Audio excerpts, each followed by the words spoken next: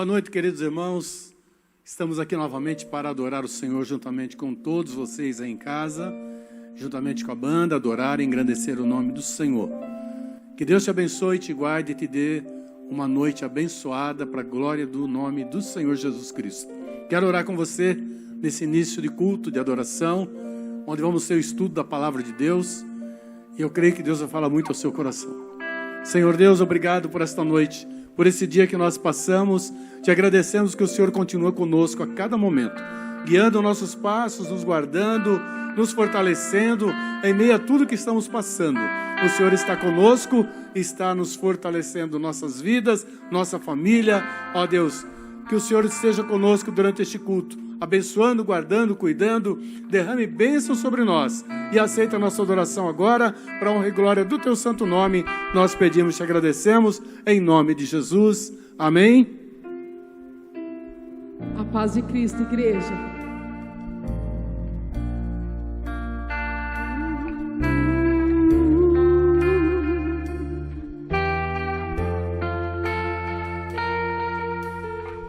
Nos alegraremos em Ti, Senhor Jesus. Tu és o Deus da nossa salvação. Aleluia. Declare nessa noite.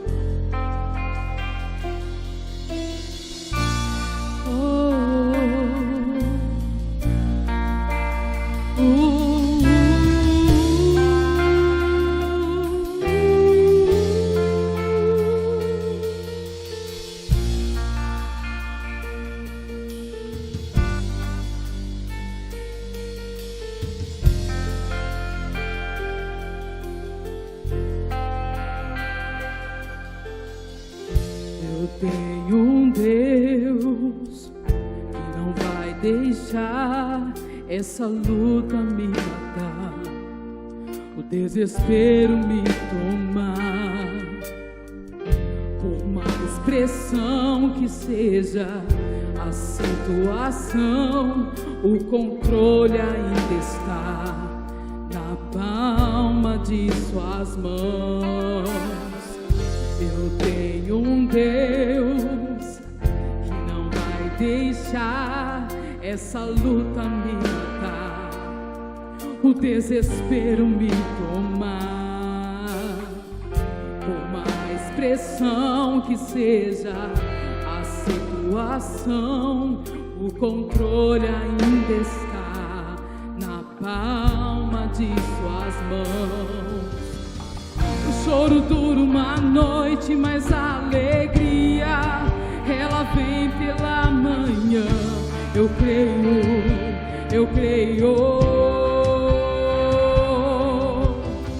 O choro dura uma noite, mas a alegria ela vem pela manhã. Eu creio.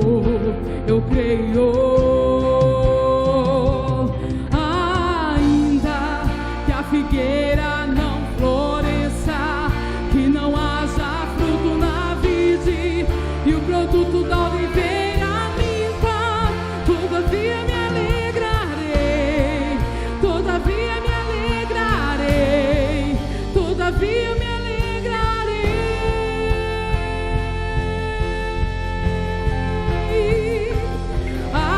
Ainda que a figueira não floresça, que não haja fruto na vide e o produto da oliveira minta, todavia me alegrarei, todavia me alegrarei, todavia me alegrarei.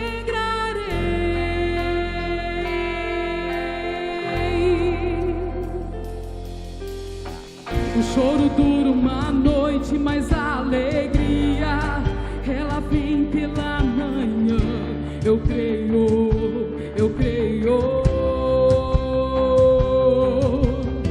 O choro dura uma noite, mas a alegria ela vem pela manhã. Eu creio.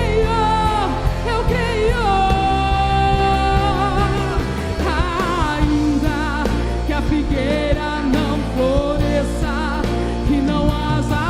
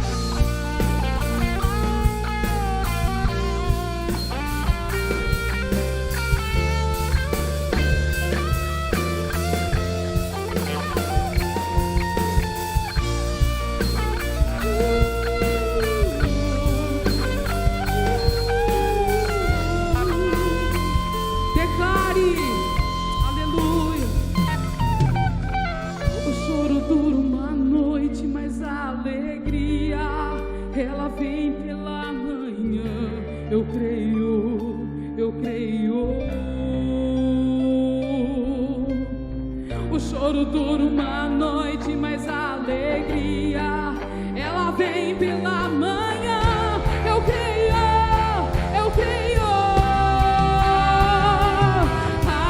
Ainda que a figueira não floresça e não haja fruto na vide e o produto da oliveira minta, todavia eu me alegrarei, todavia eu me alegrarei, todavia eu me alegrarei.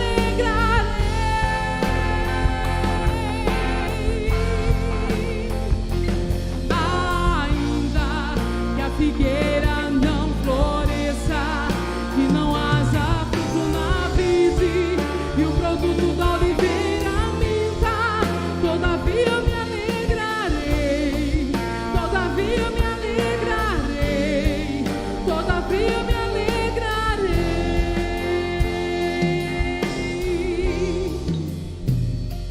Não importa o que você esteja passando, esteja firme com o Senhor.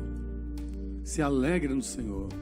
Ah, pastor, situação difícil que estou passando. Se o Senhor estivesse no meu lugar, se alegre no Senhor.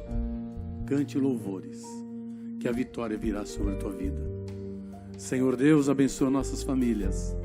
Estão aí em casa, prontas para ouvir esse estudo desta noite. Que haja um mover do Senhor, o toque do Senhor, ó Deus, sobre cada um, pai, filho, ó Deus, sobre a esposa. Guarda, Senhor, e cuida de cada um de nós, pois queremos continuar, Senhor, amando as famílias, cuidando das famílias, ó Deus, orientando, aconselhando, para que elas fiquem firmes no Senhor, até o chamado nosso aqui nesta terra. Deus, muito obrigado. Derrame bênçãos sem medida sobre os teus filhos, em nome de Jesus. Amém? Próximo domingo, convido vocês, prepare sua mesa, seu suco de uva, seu pão, e mande fotos para nós aqui, para nós divulgarmos como fazíamos antigamente. E nós queremos ver a mesa que você tem preparado em casa para ceiar conosco. Então, estaremos ceando com o Senhor no próximo domingo e vamos estar falando sobre ressurreição do Senhor. Então, convido vocês a estarem conosco, nos vendo e nos ouvindo no próximo domingo. Amém? E também você que, final de mês, início do novo mês, abril, Páscoa no próximo domingo, que a bênção do Senhor esteja sobre sua vida. Que você possa realmente celebrar a vida do Senhor em sua vida, cada momento. Eu quero orar pela sua vida financeira, orar por tudo que Deus tem feito na sua vida, e aí está na nossa telinha o número da conta da igreja para você nos ajudar, o número do Pix. Nos ajude, não esqueça de depositar seu dízimo, sua oferta, que Deus vai continuar derramando bênçãos sem medida sobre vocês. Amém? Grande Deus e Pai, que a bênção do Senhor e seja sobre cada família que ofertou durante este mês de março e que está ofertando talvez nesses dias.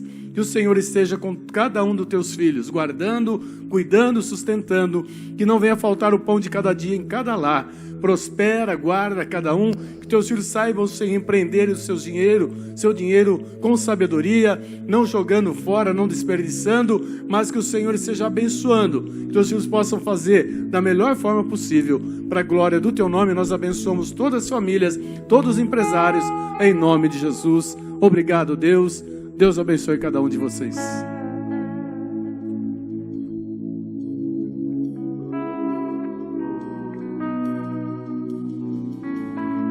Vamos cantar que o Senhor é bom. O Senhor é bom. O Senhor é bom. Sua misericórdia dura para sempre. O Senhor é bom. O Senhor é bom. Sua misericórdia dura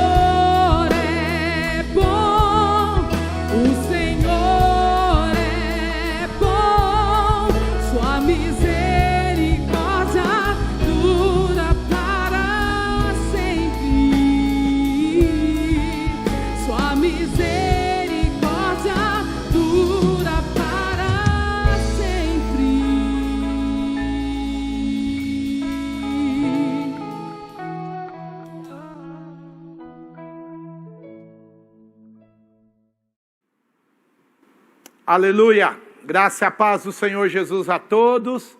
A misericórdia do Senhor dura para sempre. Por isso estamos nessa noite, nessa quarta-feira, ou no horário que aprove ao Senhor permitir você estudar conosco. Estamos juntos em mais uma Bíblia interativa, porque mesmo em meio a tempos difíceis e situações complicadas, nós estamos como igreja espalhada, mas reunida no mesmo propósito, sabendo que há uma razão de Deus para as nossas vidas, há uma razão de Deus para a nossa história, para sermos igreja nesse momento. E por falar em igreja nesse momento, deixa eu te perguntar uma coisa. Ao mesmo tempo, nós estamos aqui usando das redes sociais para levar a direção, a palavra de Deus, a orientação do Senhor. Mas, além de mim, vocês muitas vezes também têm uma relação de amor e de ódio com as redes sociais. Porque é muito legal quando a gente abre as redes sociais e encontra amigos que estão distantes, conversa com pessoas distantes, troca informações, cria uma rede de solidariedade, união. Muito legal, muita gente posta coisa muito boa nas redes sociais, muita coisa engraçada, inteligente, significativa. Só que ao mesmo tempo, vamos ser sinceros, às vezes a gente acaba ficando com uma ojeriza, com um ódio. Eu vou te lembrar de um dia que eu estava super atarefado, acordei de manhã, tomei um banho, me preparei, sapato no pé, roupa para visitar pessoas, um dia muito tenso, complexo. Aí eu fiz um café naquela cafeteira francesa, um café pó bom, maravilhoso. Tomei aquele café, cheio de energia, graça e alegria. Eu estava bem, eu falei, agora é comigo. E meu café ficou tão bonito na xícara, que eu fui pegar o celular, eu ia postar uma foto, passar para o pessoal, porque tem muita gente que também gosta de café. Só que na hora que eu fui preparar a minha rede social, o meu querido irmão, meu brother lá de Ilhabela, Jacó, presbítero de Jesus, tirou uma foto linda, maravilhosa, de um lugar que eu amo e gosto. Mas eu de sapato, em plena quinta-feira, e ele descalço, pé na areia. O meu café, gente, foi embora. A suavidade, a serenidade, a delicadeza daquele dia de trabalho acabou ali.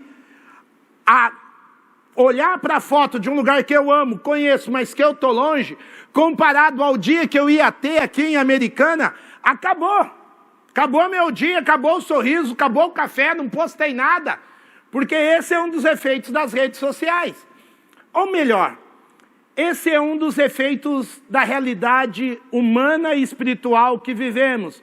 Pois a maneira mais rápida e mais profunda de se matar algo especial é fazer qualquer comparação com outra coisa. E é sobre isso que nós vamos falar. Sobre não comparar o seu chamado. Não compare o seu chamado. E quando eu estou falando de comparar, não é apenas comparar o que alguém tem com o que você tem. Não é só sobre comparar o carro, comparar a roupa, o sapato, o som. Não, muitas vezes nós comparamos onde essa pessoa está, onde esse alguém vai, o que faz, o que deixa de fazer. Eu confesso a vocês que eu sou uma pessoa que não conserta nada. Eu não tenho habilidade manual nenhuma. Eu não tenho nem ferramenta direito. E eu admiro pessoas que sabem consertar, criar, soldar, arrumar. E, infelizmente, eu, de vez em quando, me pego comparando com a capacidade que essas pessoas possuem. Agora, é pior ainda quando alguém me compara. Aí estou eu lá, precisando consertar alguma coisa em casa, não sei consertar, não chamo quem conserta, e do nada, a minha linda esposa vira e fala assim, você viu o marido da nossa irmã? Você viu o marido da nossa amiga? Ele construiu uma mesa, construiu as cadeiras, só faltou dizer que fez uma jarra de madeira. Ele põe o Rodrigo Wilber no chinelo, porque o Rodrigo Wilber ele não prepara um prato, ele caça o prato que ele vai cozinhar, ele tira a pele, ele faz um sofá, aí ele cozinha e põe a gente que é homem no chinelo. E quando a minha esposa começou a falar, aquilo foi me irritando. Quando ela acabou de falar, eu quase gritei com ela. Eu falei, tá, e o marido da nossa irmã sabe falar em público? Ele sabe pregar? Ele sabe preparar um sermão? Porque a comparação é algo que acaba com a gente. Eu não posso fazer o que tantos outros abençoados irmãos da igreja fazem. E a razão pela qual você não pode fazer o que outra pessoa faz, é que este não é o propósito de Deus para você. Eu não sei consertar coisas porque não é o propósito de Deus para mim. A nossa grande conversa de vida, de coração, e para atravessarmos a pandemia, focados no chamado de Deus, é que hoje à noite nós precisamos conversar sobre nem eu, nem vocês, ninguém, não compare o seu chamado. Vamos orar por isso?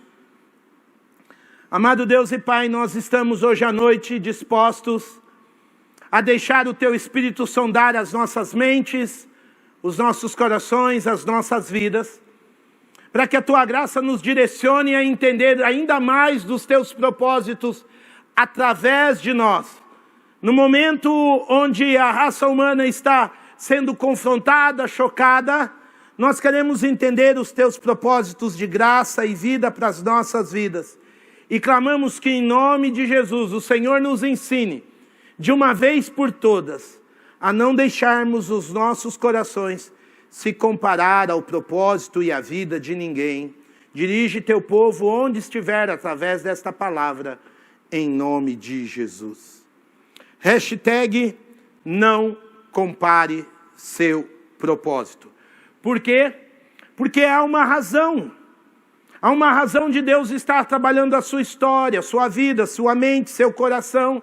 E nós temos visto que esta razão do propósito de Deus, muitas vezes vem embrulhada em momentos como este, de dúvida, de dor, de angústia, sentimento de perda, de luta. E se a gente quiser piorar isso, é a gente começar a comparar o que Deus está fazendo e trabalhando no nosso ser com o que Ele está fazendo na vida de outras pessoas. Porque o seu propósito não é para você. Seu propósito, vocês se lembram? É para Deus.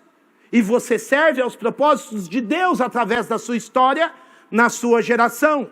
E se você quer servir ao propósito de Deus, comece a servir ao povo de Deus.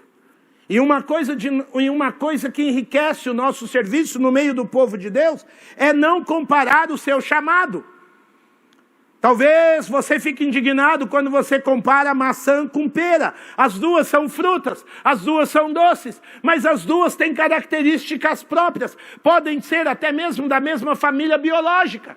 Podem até dar o seu fruto aparecer na mesma época do ano. Porém, cada uma delas, numa mesma salada de fruta, vão dar um gosto, um sabor e uma textura diferente. Muitas vezes você tem um chamado que se parece muito com a história, com a vida de alguém que você conhece. Mas a maneira como Deus está tratando você é diferente de Deus tratar o outro, porque vocês não são iguais. Então, o primeiro princípio para que você não compare o seu chamado é você entender que você foi perfeitamente criado por Deus para cumprir o propósito de Deus. Hashtag propósito incomparável. Por quê? Porque você foi perfeitamente criado por Deus para cumprir o propósito de Deus. Particularmente como um estudioso de história, como alguém que gosta de entender os desenvolvimentos e os desdobramentos da história humana, às vezes eu falo, olha, como eu gostaria de ter nascido na década de 60, de 50, de 20, mas entendo também que fui criado e Deus me colocou no momento da história com um propósito que vai de encontro à vontade de Deus na minha história. Lá, escrevendo a igreja do primeiro século, uma igreja forte, profunda, madura, a igreja de Éfeso, o apóstolo Paulo, no capítulo 2, vai dizer para aquela igreja que todos nós, como filhos de Deus, somos criação de Deus, realizada em Cristo Jesus, para fazermos boas obras, as quais Deus preparou antes para nós as praticarmos. Nós somos criação de Deus em Cristo Jesus. Ainda que o mundo seja todo de guarda-chuvas negros, você é um guarda-chuva amarelo, porque existe um propósito incomparável de Deus para a sua vida. Hashtag propósito incomparável.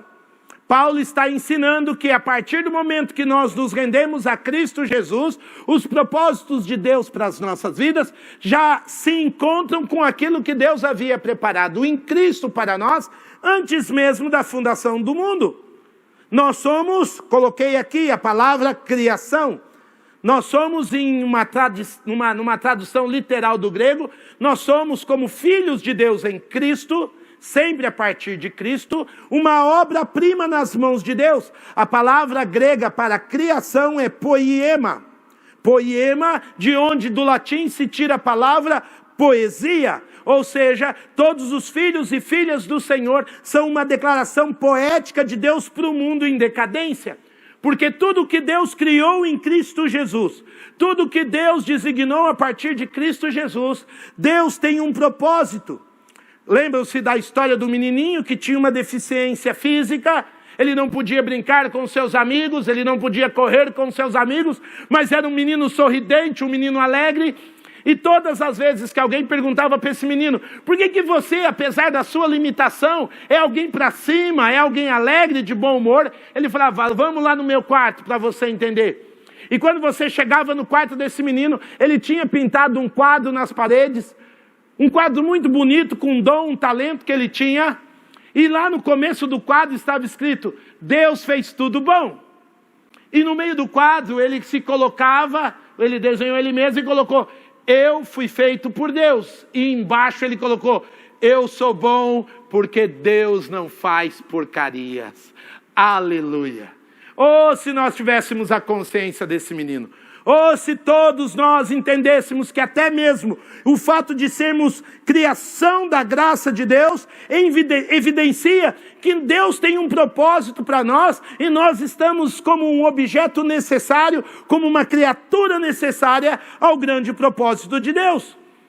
Davi, lá escrevendo os Salmos, lá no Salmo 139, mostra que o seu nascimento é uma evidência de um propósito necessário de Deus. Olha o que ele diz nos versos 13 e 14. Tu, Senhor, criaste o íntimo do meu ser e me teceste no ventre de minha mãe. Eu te louvo porque me fizeste de modo especial e admirável. Por quê? Porque as tuas obras, a tua mão, Senhor, as tuas obras são maravilhosas. Digo isso com convicção. E eu coloquei aqui nesse slide 2 motivos de criação diferentes, mas úteis, um lápis e uma caneta tinteiro. Cada um é criado de uma maneira diferente, cada um produz uma obra diferente, e os dois são dois objetos extremamente úteis e de uma beleza única, cada um dentro da sua perspectiva e da sua característica. Deus, quando criou cada um de nós, criou com um coração muito único, com as características muito únicas. Deixa eu dizer, não existe um substituto para você. Deus fez você como você é, através do seu papai, da sua mamãe, tendo você conhecido eles ou não, e Deus jogou a fórmula. Ninguém pode cumprir o seu propósito diante de Deus. Você é único diante de Deus. Você foi criado por Deus, para Deus, e tudo que você fizer pode eclodir em poesia e graça para a glória de Deus. Isso deveria romper de dentro de nós todo sintoma comparativo. Nós não podemos nos comparar a ninguém, porque ninguém pode nos aprovar a não ser aquele que nos criou para o seu propósito. Não se impressione com a multidão de pessoas dizendo que você tem que se parecer como os outros, fazer como os outros, está todo mundo fazendo, eles estão agindo assim, elas estão fazendo isso. Quem são eles? Quem são elas? O que eles pensam? O que eles valorizam? Sabe, é importante pensarmos nessa noite. Quem são os outros que muitas vezes nos comparam a outros? Muitas vezes, quando essa expressão, os outros, entram na história, nós percebemos claramente que vai vir junto com isso um senso de aprovação a partir das pessoas e não da vontade de Deus. Um senso de aprovação de propósitos que pode não ser, muitas vezes não é, na maioria das vezes não é, o senso de aprovação dado por Deus Por isso, se comparar aos outros é um engano grosseiro e doentio. Eu me lembro como se fosse hoje, eu devia ter de 5 para 6 anos de idade, minha mãe tinha feito uma salada maravilhosa, havia um molho no fim daquela salada, sabe aquele molhinho gostoso, que a gente gosta de chuchar o pão ali para comer, aquele vinagretinho delicioso. E eu me lembro que eu era uma criança e aquele molhinho veio vindo, eu não conseguia puxar com o garfo, aí eu virei o prato. Na hora que eu virei o prato, eu dei aquela chupada barulhenta. E aquilo escandalizou meu pai, a gente que estava jantando, e meu pai falou para mim uma frase que ele sempre repetia: menino, para com isso, amanhã ou depois você vai estar na casa dos outros e vai fazer assim. E a vida inteira eu vi meu pai repetindo, eu botando camisa para fora, meu pai, põe essa camisa para dentro. Você vai na casa dos outros, você vai comer como os outros, você vai andar com os outros. E eu me lembro que um dia eu perguntei: pai, quem são esses outros? A gente não saía de casa, no máximo na casa de um tio, de uma tia, dos avós. Quem são esses outros? Porque meus tios se fazem como eu, a gente lá gosta de fazer isso. Não é que você não tem que educar seu filho, dar um pouco de etiqueta, de ética social, nada disso. Mas tome cuidado com o senso de aprovação que muitas vezes a gente espera que gente que não sofreu o que a gente sofreu, ou que não passou o que a gente passou, que não tem a simplicidade que às vezes a gente carrega, venha nos aprovar ou aplaudir, porque a gente fez da maneira como eles fazem. Cuidado! Se por um lado, hashtag eu sou poema de Deus, por um outro lado, eu não posso esperar das pessoas a minha aprovação e a legitimação para os meus propósitos.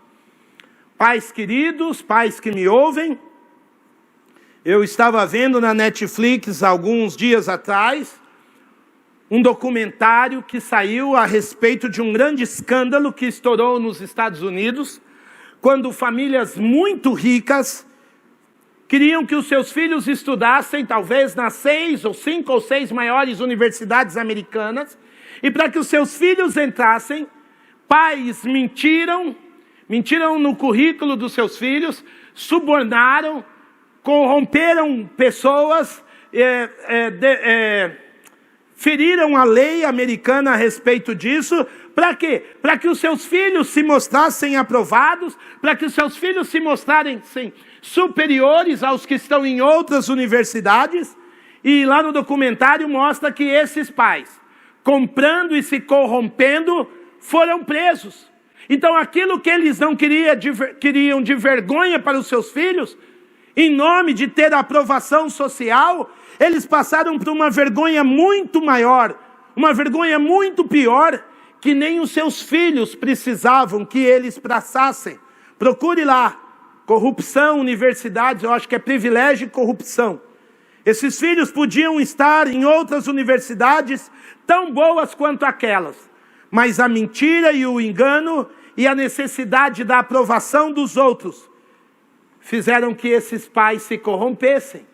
Porque a comparação, e eu gostei dessa imagem aqui, ó, desse menininho se comparando com uma menina, porque eles são de idades diferentes, estruturas diferentes, e a comparação, ela é uma inimiga, ela é uma maldita, que mata o chamado de muitas pessoas, que mata o propósito de muitas pessoas.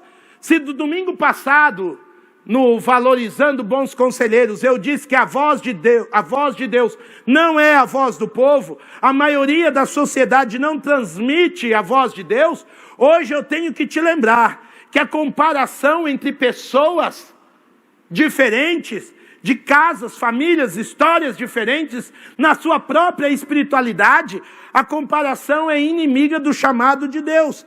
Por quê? E aqui eu preciso falar do segundo princípio. Você não pode cumprir o propósito de Deus para você quando você está se comparando a outra pessoa. Hashtag propósito incomparável. Hashtag sou poema de Deus. Hashtag propósito incomparável. Você pode ter um chamado de pregador, mas você não vai pregar igual a mim ou a outra pessoa. Você pode ter o chamado de intercessor, mas na hora de orar você ora diferente de outra pessoa. Você precisa entender como Deus construiu a sua história, a sua vida, a sua sensibilidade, o seu quebrantamento. E por mais parecido que ele seja ao de muitas pessoas, você é uma pessoa única. Toda vez que você tenta comparar aquilo que Deus está fazendo na sua história, na sua vida, a história de alguém, você mata o que Deus está fazendo em você. A comparação te priva do teu chamado. Por que, Oswaldinho? Porque ela despoja a tua intimidade, ela joga no chão aquilo que Deus criou em você. A comparação rouba a identidade e a sua história pessoal. Por isso que o seu propósito é incomparável. Uma maçã não pode querer ser pera. E a pera não pode querer ser um limão siciliano. Ao tentar sermos o que Deus não construiu em nós, nós nos tornamos, como diz a história literária, um Frankenstein. Nós somos um monstro. Nós não somos aquele que Deus está quebrando, estruturando, renovando, direcionando. A sua história é única, o seu choro é único. A maneira como o Senhor foi usando a sua palavra para estruturar o seu caráter é de uma beleza única. Então Deus vai trabalhar o seu propósito através da história que Ele está construindo em você. Tentar ser quem não é, mata, adoece a pessoa que você é. Sabe, meus queridos, quando nós lemos os evangelhos, nós vemos essa tendência de comparação na religião, na fé, e por que não dizer entre os próprios discípulos do Senhor Jesus. Há muitas histórias que mostram como os discípulos de Jesus ficavam entre eles se comparando. Quem é o maior? Quem é o mais importante? Quem sabe mais? Quem vai andar mais com o Senhor? Senhor, quando o teu reino vier, quem vai se sentar à sua esquerda ou à sua direita? O que eles estão dizendo? Quem entre nós, Jesus, aprendeu mais, sabe mais? É muito delicada. E quando a gente vai para o Evangelho de João, lá nos capítulos finais, no momento que Jesus está deixando os seus discípulos, nós vemos o comparativo claro, a comparação descarada entre os apóstolos João e Pedro. Eles ainda estão preocupados com isso. Se você conhece um pouco da história bíblica, você sabe que quando João escreve o seu evangelho, o apóstolo escreve sobre ele na terceira pessoa. E vamos ser sinceros, como é delicado andar e conviver com gente que fala de si na terceira pessoa. O Edson Arantes do Nascimento, quando ele fala do Pelé, ele coloca na terceira pessoa. O Pelé é uma pessoa assim, assado, dá um negócio na gente. Porque é delicado uma pessoa que fala, penso eu que o Oswaldo, quando está aflito, é terrível. E João faz isso várias vezes na Bíblia. João se chama o discípulo a quem Jesus amava, para falar dele mesmo. Dá uma lida comigo aqui e presta atenção na comparação dos discípulos. Aqui no Evangelho de João, lá no capítulo 3, verso 8, no capítulo 3 mostra que as mulheres que foram até o túmulo viram que Jesus havia ressuscitado, vem e conta para os discípulos. E o texto diz, Pedro e o outro discípulo, quem que é o outro discípulo? João, falando dele mesmo. Saíram e foram para o sepulcro. Volta para mim na tela. Quando João e Pedro saíram, eu queria que vocês olhassem nesse texto. Quantas vezes João compara-se de ter chegado no túmulo antes de Pedro? Parece coisa de menino, gente. Mas isso reflete a alma que há no coração deles. Da alma e do coração deles. Verso 3. Pedro e o outro discípulo, que é João, saíram e foram para o sepulcro. Os dois corriam. Mas o outro discípulo, foi mais rápido que Pedro. E chegou primeiro ao sepulcro. Ele se curvou, olhou para dentro, viu as faixas de linho ali, mas não entrou. A seguir, Pedro, 2, que vinha atrás dele, chegou. Entrou no sepulcro, viu as faixas de linho, bem como que estivera sobre a cabeça de Jesus. Ele estava dobrado à parte, o lenço, o lençol, separado das faixas de linho. Depois, o outro discípulo, 3, que chegaram primeiro ao sepulcro, também entrou. Ele viu e creu. Por que João coloca isso no texto? Não tem necessidade. Mas existe uma uma necessidade de crescer, de se sentir legítimo, para dizer que viu a tumba vazia primeiro, que correu até o mestre, que correu até o Senhor. João se compara a Pedro, mas a verdade é que Pedro também se compara a João, e talvez você está fazendo isso nesses dias de pandemia. Você pode estar fazendo a mesma loucura que o apóstolo.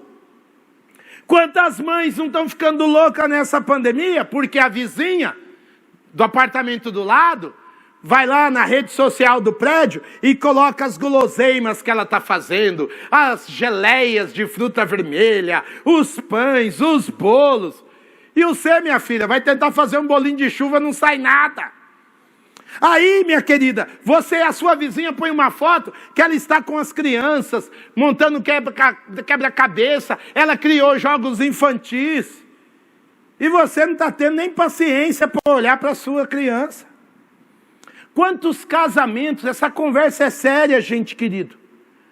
Quantos casamentos não estão em crise, porque alguns casais que estão em lutas, cansados, exaustos, preocupados com um familiar doente, olham para a foto de casais que estão fazendo piquenique na praça, com toalha, cesta de madeira, abrindo lá uma coisinha gelada gostosa.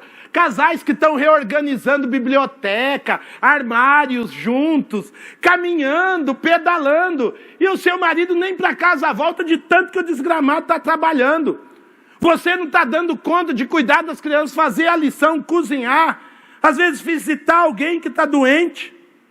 Mas você está mal porque você está como João, se comparando com quem está correndo.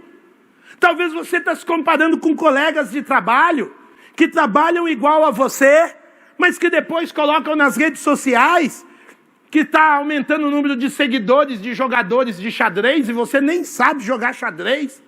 Amigos seus que estão mandando fotos de vários lugares, que estão fazendo cursos online, que estão realmente ficando com um tanquinho, corpinho chapado, enquanto você, male está correndo para conseguir juntar um pouco mais de dinheiro.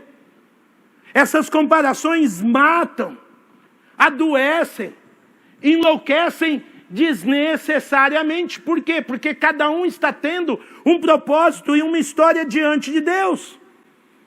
Pedro também se comparou a João, como João se comparou a Pedro. Nós já estudamos aqui no começo da série que Pedro negou Jesus, mas nós sabemos que depois da ressurreição, Pedro teve um encontro maravilhoso com o Senhor Jesus, onde Jesus olhou nos olhos de Pedro e perguntou: Pedro, tu me amas?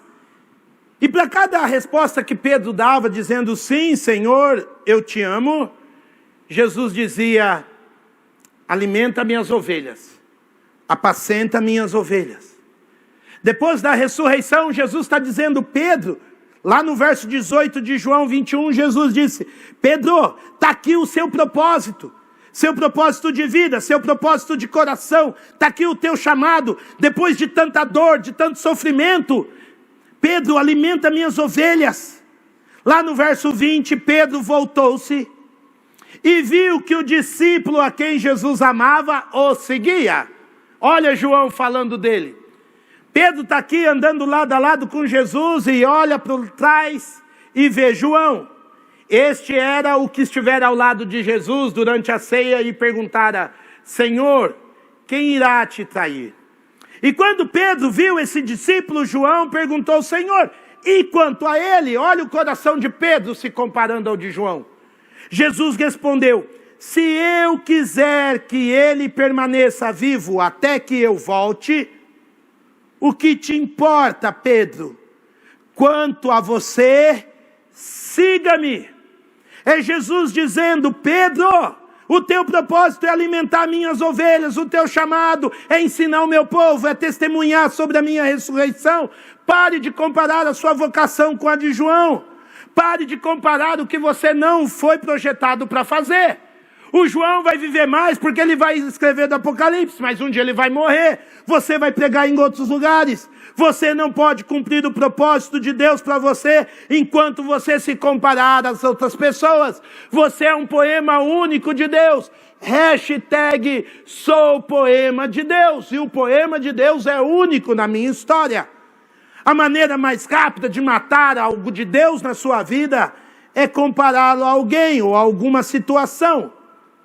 Não mate seu casamento, não mate seu contentamento, não mate os seus relacionamentos, não mate a sua história, não mate a sua alegria, não mate o seu chamado, porque você foi perfeitamente criado por Deus para cumprir o seu propósito diante de Deus, e não o propósito do João, não o propósito do Pedro, nem da Maria, nem da sua vizinha, nem de ninguém, apenas o seu. Corra com perseverança a carreira que foi traçada para você, com os olhos em Jesus, com os óculos fixos em Jesus, porque Jesus sabe como Ele pode te usar, te direcionar, te enriquecer na vida das pessoas. Ele pode usar o seu choro, o seu sorriso, a sua alegria, quando isso for genuíno, legítimo, quando for seu, e não copiado, plagiado de ninguém. Eu queria ler para vocês um texto que nós temos citado nessas semanas, e hoje eu vou ler na Bíblia que nós temos usado agora, que é a versão transformadora, porque essa Bíblia se preocupa com a riqueza do grego na língua portuguesa. E na versão transformadora, o texto de Hebreus 12, 1 e 2 me é muito rico e me liberta de comparações, porque o texto diz: portanto, uma vez que estamos rodeados de tão grande multidão de testemunhas, na atualizada dizia uma nuvem de testemunhas, livremo-nos de todo o peso que nos torna vagarosos e do pecado que nos atrapalha, e corramos, diga junto comigo, com perseverança a corrida que foi posta diante de nós. Mantenhamos o olhar firme em Jesus, o líder e o aperfeiçoador da nossa fé.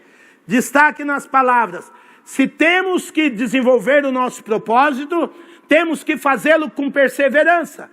E a comparação com o outro me desanima, me cansa, me faz desistir. Mas eu tenho que correr, como diz o final do verso 1, eu tenho que correr a corrida que foi posta diante de nós. Ou seja, eu preciso correr com perseverança. Eu preciso ser fiel diante do propósito de Deus para mim. Fidelidade é fruto da perseverança de entender o que Deus está fazendo na minha história, na minha casa, na minha família, na minha dor, no meu luto, no meu choro e na minha alegria. A minha história é minha, Deus está trabalhando em mim, e eu tenho que perseverar, e se eu tentar olhar para o outro e copiar o outro, eu vou me desanimar. Então a perseverança me leva à fidelidade a Deus. E o texto diz que eu tenho que correr a corrida posta diante de nós. Por quê? Vem para mim aqui um minuto. O texto que fala, perto de vocês tem uma nuvem de testemunhas, se referindo a quem já correu essa corrida.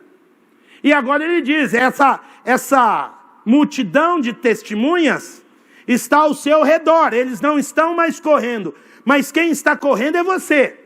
Cada um corre a sua corrida.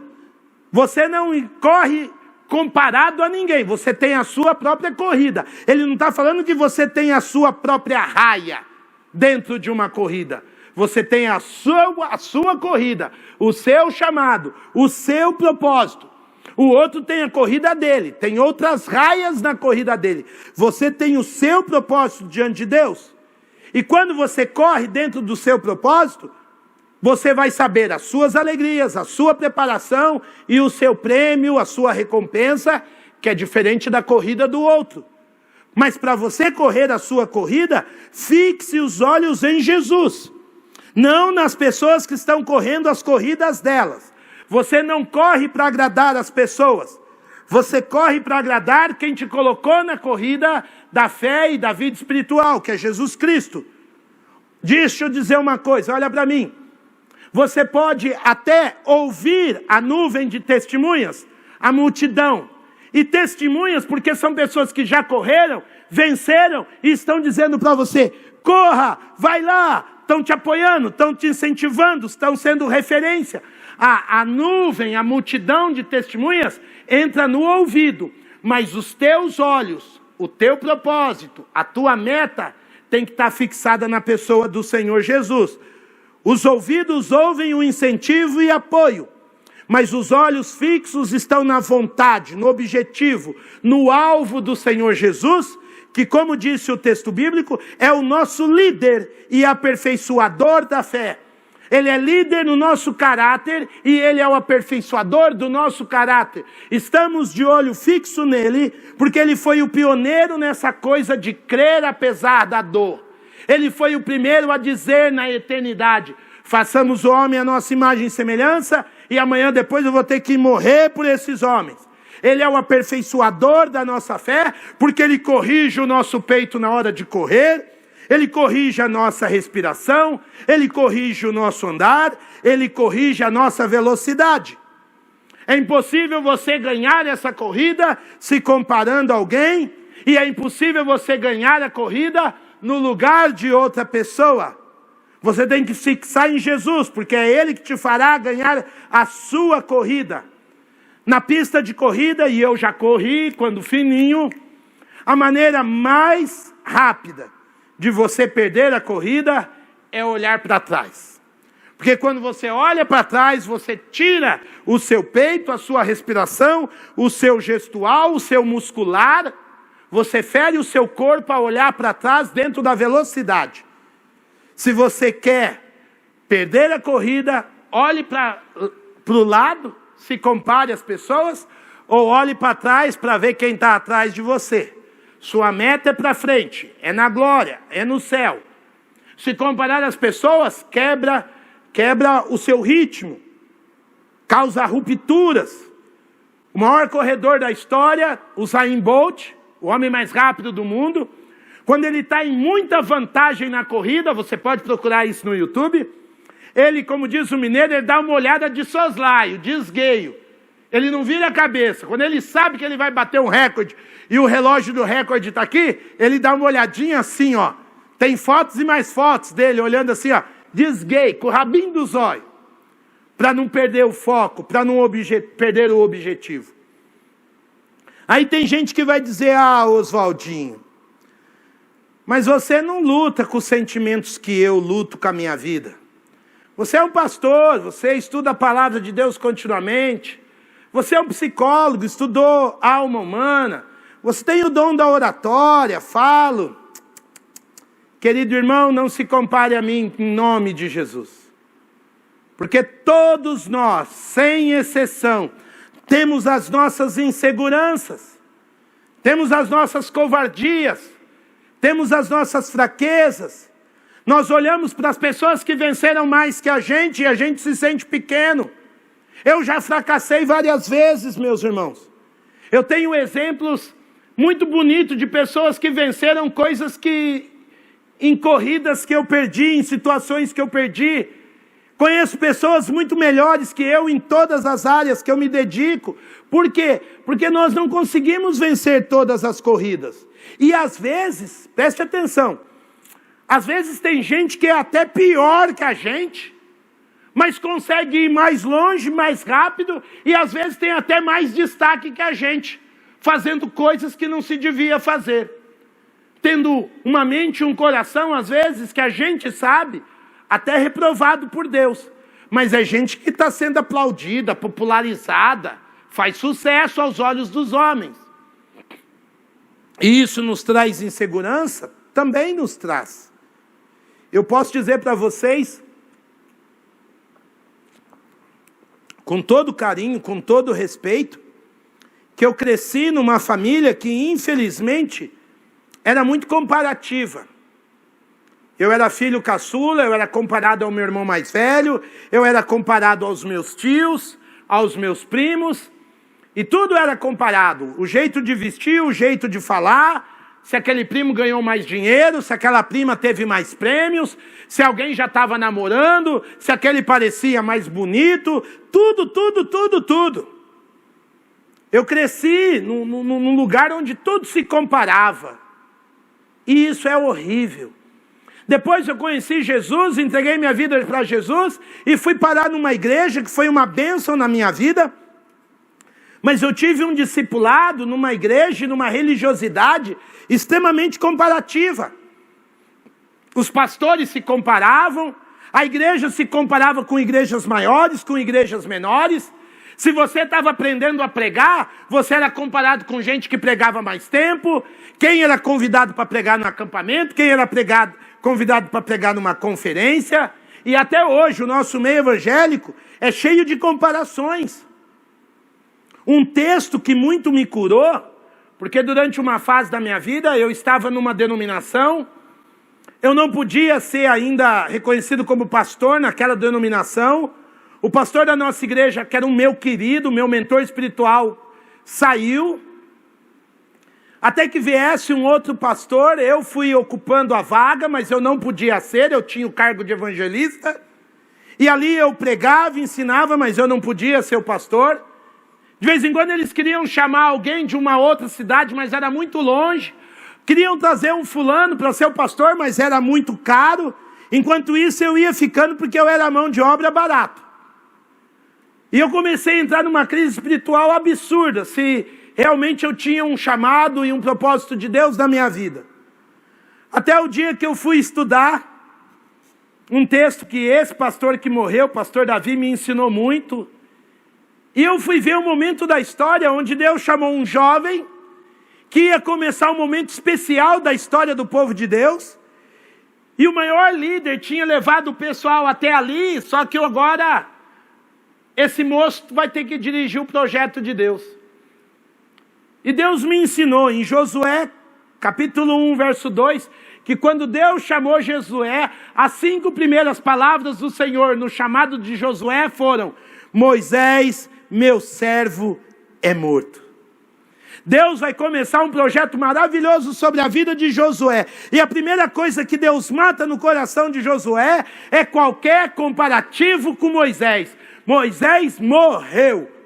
O que Deus está dizendo para Josué: Josué, quem é melhor que você, ou morreu, ou mora longe, ou é caro. E quem eu vou usar agora é você. Você com os seus pontos positivos, ou você com os seus pontos negativos. Hashtag propósito incomparável. Eu não precisava me comparar ao meu antigo mentor espiritual, que estava na glória. Eu não precisava me comparar aos pastores que eram mais caros, que a minha igreja não podia convidar. Eu não podia me comparar a quem rejeitava a minha igreja, porque era uma igreja no bairro. Eu não precisava me comparar com ninguém. Deus ia fazer o que Ele ia fazer através do que Ele queria para a minha vida e para a minha história. Porque nem eu, nem vocês foi chamado para correr a corrida de outra pessoa. Eu não posso vencer a corrida de outra pessoa. Eu vou ser trabalhado por Deus. Põe na tela de novo para mim. E Deus vai fazer o que tiver que fazer na minha vida, porque Deus uma hora me chamou, e eu gostei dessa ilustração, com os meus pontos negativos e com os meus pontos positivos. O que Ele vai fazer através da minha história, Ele vai fazer trabalhando a minha vida, o meu coração. Ele vai fazer trabalhando a sua vida e o seu coração. Seja antes, durante ou depois da pandemia. Com as suas dores e perdas ou com seus ganhos e alegrias. É assim que Deus trabalha. Ele não vai te comparar a Josué, Ele não vai te comparar a Moisés, Ele não vai te comparar a ninguém. Talvez eu nunca chegue a ter 1 milhão de seguidores nas minhas redes sociais, porque não é o propósito de Deus. Talvez eu nunca seja entrevistado para falar de vida cristã no Fantástico da Rede Globo. Talvez nunca ninguém vai ler as ideias loucas que eu carrego sobre tantas coisas que eu penso da alma humana, da espiritualidade cristã, porque simplesmente nada disso está nos propósitos de Deus para mim. Não é a minha corrida. Eu não sou Josué, eu não sou Moisés, eu não sou o Hernandes Dias Lopes, eu não sou o Max Lucado, eu sou só o Oswaldinho. Por outro lado, ninguém pode fazer o que eu fui chamado a fazer. Quase nenhum desses grandes nomes que eu citei teve a experiência que eu tenho de São Paulo a Ribeirão Preto, ter testemunhado de Jesus em todas as cidades quando você pega a Bandeirantes ou em Anguera. Eu, quando me converti, eu pedi a Deus que eu tivesse o privilégio de pregar e testemunhar Jesus mesmo com as minhas limitações, em toda a minha região. E eu preguei. Já preguei em Estivagerbe, Mogi Guaçu, Mogi Mirim, Cordeirópolis, Iracemápolis, Cravinhos, cidades que talvez as pessoas nunca ouviram. Acampei em Cosmópolis, Paulínia, São Paulo, Grande São Paulo, Ribeirão e tantas cidades que talvez pessoas nunca ouviram. Porque esse era o propósito de Deus para esse caipira aqui. Talvez muitos dos que eu citei nunca tiveram a oportunidade de falar de Jesus a uma pessoa tão sofrida e tão radical, que foi ferida pela religião na infância, que viu outros conhecerem Jesus e ele ganhar um asco de Deus. Eu estou falando de uma pessoa que até hoje me abençoa muito, que eu perdi no começo da pandemia, que foi meu sogro. Eu preguei para o meu sogro, eu ensinei meu sogro, eu respondi, eu vi a conversão dele em Cristo Jesus. Meu sogro, cada vez que me via, tinha uma pergunta sobre a fé, sobre a igreja, sobre Jesus para me fazer. Ninguém teve a oportunidade de correr a corrida que eu corro, de amar e servir a Débora, minha esposa, e a minha família, como eu sirvo e como eu amo, de ser sacerdote, orientador e ministro, de criar a minha filha Elô como eu crio, para ser uma cidadã e serva de Jesus. Ao mesmo tempo eu tenho um privilégio e um desafio de estar na família que eu estou. É uma corrida que só eu posso correr. De estar envelhecendo na frente de alguns amigos que já andam comigo há muito tempo, que me conhecem, e que ao mesmo tempo podem testemunhar como o evangelho que a gente abraçou é real na nossa história, e a gente está envelhecendo e está vendo o mesmo Deus sustentando as nossas vidas. Talvez os vídeos que eu produza nunca alcancem milhões, mas na semana passada, um amigo por quem eu oro há mais ou menos uns 15 anos, que nunca entrou numa igreja para me ver pregar, agradeceu a mensagem que ele viu pelo vídeo. E se eu corri tanto na minha vida para que esse amigo esteja plenamente nos braços de Jesus, valeu a pena eu ter corrido a minha corrida. A minha corrida talvez seja de passar o bastão para uma nova geração de cristãos que vão surgindo e que precisam de apoio, de mentoria, de conselhos, de ao mesmo tempo encorajar irmãos mais velhos na fé, que precisam de cuidado e que já me ensinaram tanto com os seus exemplos, com a sua ética cristã, e que agora precisam receber o mesmo apoio, respeito e honra. A minha corrida é de olhar para uma igreja que não pode se reunir como foi outrora e que nessa hora está espalhada, e dizer para essa igreja: continue sendo igreja, continue sendo serva, continue amando e servindo a palavra de Deus, continue sendo testemunha das boas novas. A minha corrida tem a ver com essa transição de mundo, com essa transição de valores, mas ao mesmo tempo dizer para essa igreja que não pode nem sorrir sem máscara. Mantenha a fidelidade olhando para Jesus Cristo. O Billy Graham não viveu esses dias. O meu querido mentor espiritual não viveu esses dias. Moisés não viveu esses dias.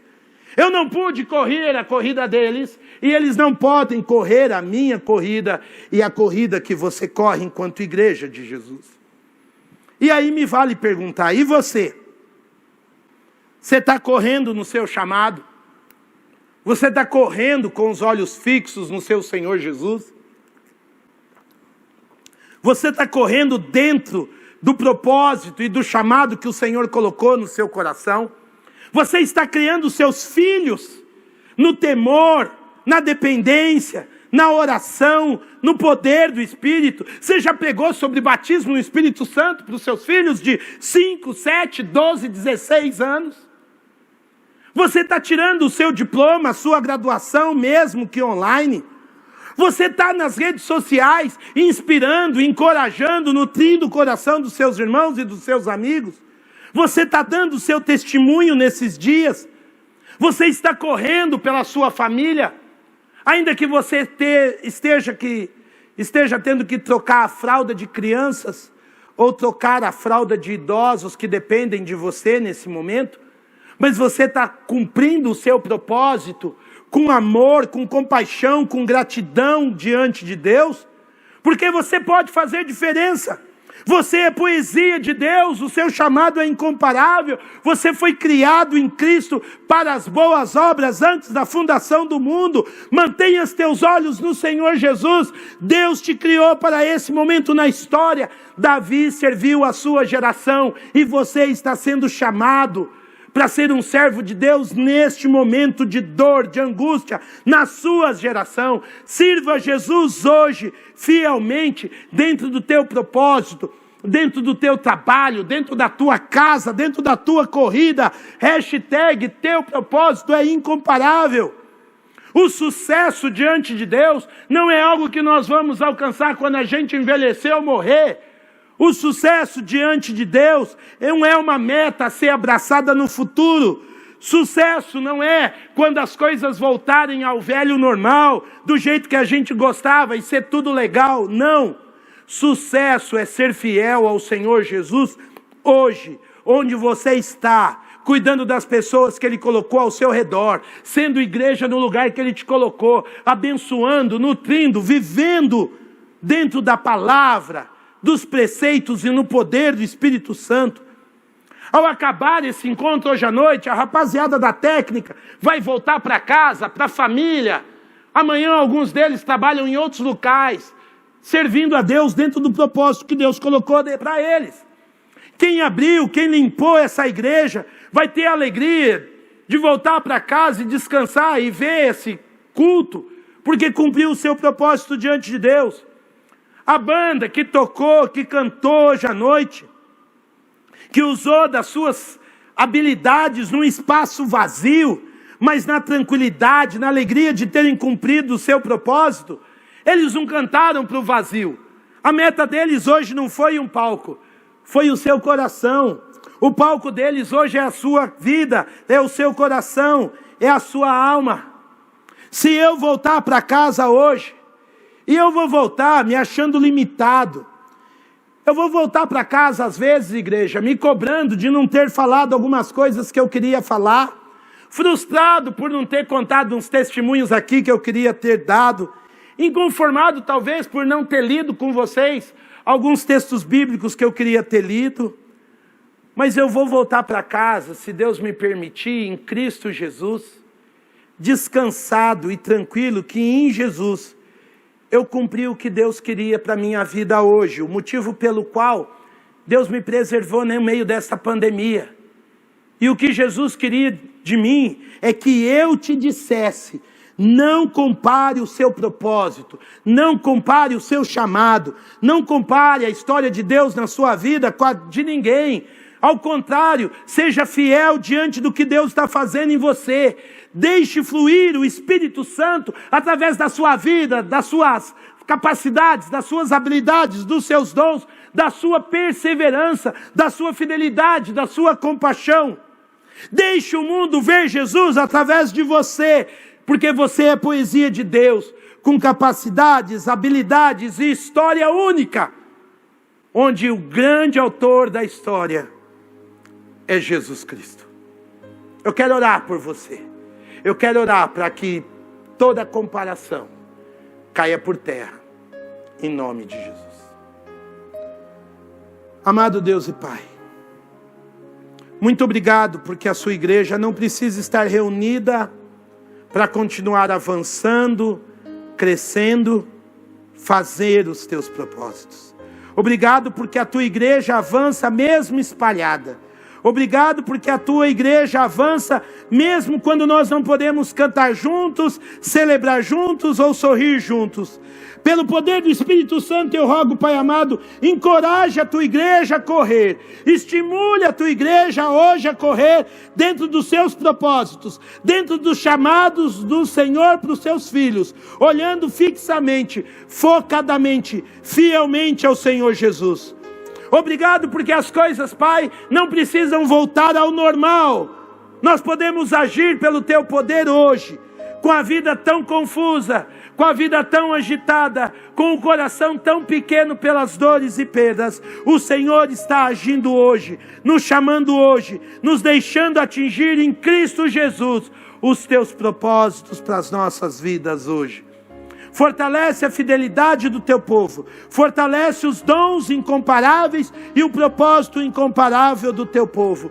Que os teus poemas espalhados na nossa cidade e região, onde estiverem, vivam os teus propósitos, vivam a tua bênção para o teu povo. Porque, Pai, eu sei que nessa noite há pessoas que estão se sentindo atraídas pelos teus propósitos. Há pessoas que talvez nunca entraram nessa igreja, pessoas que talvez nunca entenderam a nossa religiosidade. Elas estão cheias de dúvidas, mas elas estão percebendo a falta de algo em suas vidas. E elas precisam hoje à noite se entregar a Jesus. Sim, eu estou falando com você, meu querido, minha querida, que está curioso de entender cada vez mais Jesus. E o que eu posso dizer a você é que Jesus é plenamente confiável. Se há uma pessoa que a gente pode se entregar em confiança, é Jesus Cristo. Jesus Cristo é amoroso.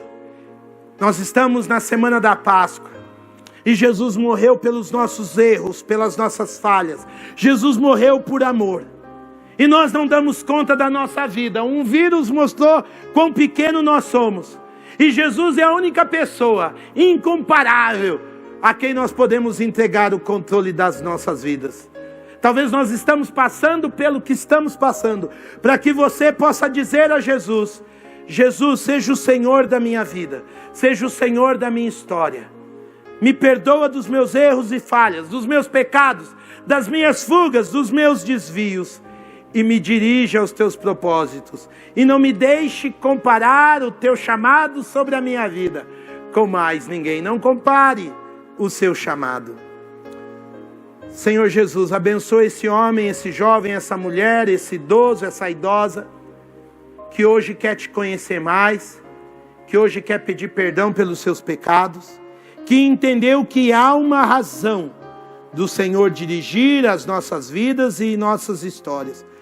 Perdoa e ressuscita este teu filho no poder do Espírito Santo. Faz novas todas as coisas no poder da ressurreição. Mostra que o Senhor é o Senhor da vida. Aceita ou escreve o nome deste querido, desta querida, no livro da vida. Derrama a tua graça. Faz nascer de novo, em nome de Jesus. Amém, amém e amém. Há uma razão, e a razão é para que eu e vocês estejamos deixando Jesus ser o Senhor da nossa vida, antes, durante e depois desta pandemia. Queridos, ao final desse estudo eu preciso convidar a você a continuar processando mais ideias. No link que está aqui no YouTube, nós colocamos um PDF que você pode baixar, imprimir e estudar. Ainda mais para que você não compare o seu chamado. Eu coloco nesse estudo, nesse resumo, todos os textos bíblicos que a gente usou e algumas perguntas para que você vá além daquilo que eu quis transmitir e o Espírito Santo use você na vida de outras pessoas, que elas venham conhecer a palavra de Deus e não comparar a vida delas, a história e os propósitos de Deus com mais ninguém, e sejamos #poema de Deus. Nós estamos terminando a série Há uma Razão, mas semana que vem, na próxima quarta-feira, nós ainda estamos, infelizmente, sob restrição sanitária. Nós não vamos poder nos reunir presencialmente, mas na próxima semana nós vamos começar um novo estudo. Nós vamos estudar o livro de Filipenses, o livro da alegria, para que nós aprendamos não apenas a chorar com os que choram, mas depois que a pandemia passar, se alegrar com os que se alegram. O tema desta nova série será Sorrindo Novamente, o poder da legítima alegria espiritual. Se há algo que os nossos queridos vão precisar experimentar, é a alegria espiritual, sorrindo novamente. Durante essa semana, até quarta-feira que vem, eu vou gravar um vídeo com a introdução do livro de Filipenses. Vou produzir um material específico para essa nova série. Então nos acompanhe aqui no canal do YouTube, Comunidade da Família TV, para que você pegue este material e já comece a ler, estudar e aprender, para que depois que tirarmos as máscaras, apesar de toda a dor, venhamos a sorrir novamente com Deus e na pessoa do Senhor Jesus. Uma boa noite a você, uma boa semana. Domingo estaremos aqui, domingo de Páscoa, às 9 e às 18 horas, culto da família, culto de ceia. Prepare aí seu pão, seu cálice, para que juntos celebremos a vida do Senhor Jesus em nós. Que Deus te abençoe e te encha de paz. Que o amor de Deus, o nosso Pai, a graça salvadora de Jesus e o poder do Espírito Santo, que nos torna únicos na presença do Senhor, seja sobre a vida de todos nós, Igreja de Jesus, amada e guardada, até a volta do nosso Senhor, sempre esperando sorrir e celebrar a sua vida, em nome de Jesus. Beijo no seu coração, querida igreja, fica na paz, até domingo, que Deus te abençoe.